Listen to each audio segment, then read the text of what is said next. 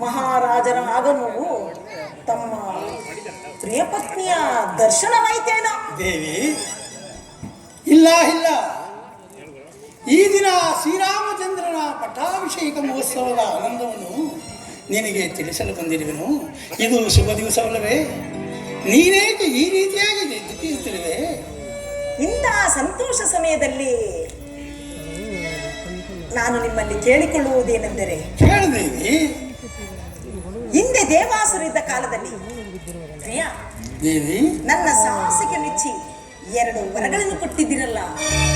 ಹೌದು ದೇವಿ, ಹೌದು ದೇವಿ, ಕೊಟ್ಟಿದ್ದೇನೆ.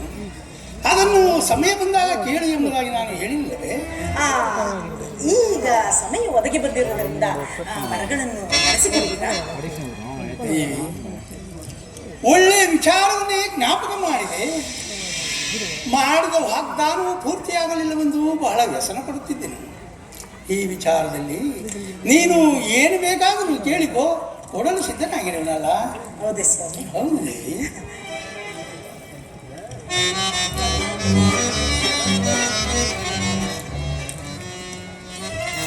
ಸ್ವಾಮಿ ದೇವಿ, ಕೋಪಿಸಿಕೊಳ್ಳಲಾಗದು. ಕೋಪವೇಕೆ? ಮಾಡಿದ ವಾಗ್ದಾನವು ಪೂರ್ತಿ ಮಾಡಲು ಕೋಪವೇಕೆ? ಜಾಗೃತಿಯಿಂದ ತಿಳಿಸಿದ್ದೇವೆ. ನಡೆಸಿಕೊಡುವಿರೋ ಇಲ್ಲವೋ ಎಂಬುದು ನನಗೆ ಸಂದೇಹವಾಗುತ್ತಿರುವುದು. ದೇವಿ,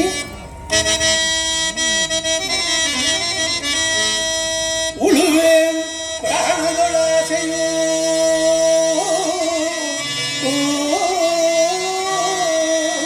ದೇವಿ,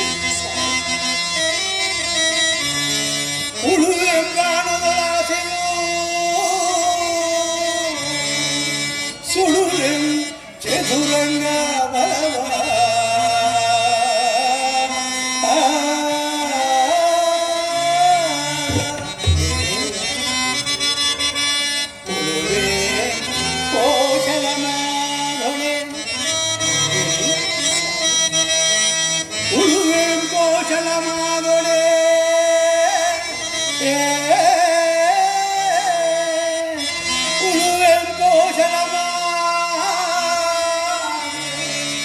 ಸಲ್ಲಿಸದಿರೆ ಪ್ರಾಣ ಪ್ರಿಯಳೇ. ದೇವಿ, ಸಲ್ಲಿಸದಿರೆ ಪ್ರಾಣ ಪ್ರಿಯಳೇ, ನಿನ್ನಾದೇನು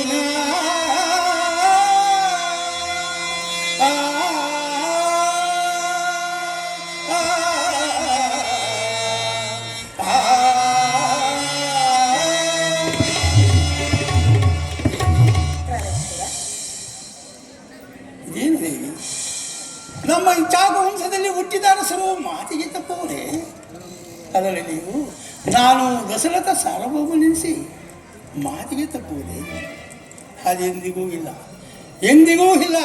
ಶ್ರೀರಾಮಚಂದ್ರನ ಪಾದ ಸಾಕ್ಷಿಯಾಗಿ ನಡೆಸಿಕೊಳ್ಳುವರು. ಅದೇನು ಹೇಳಿದ್ರು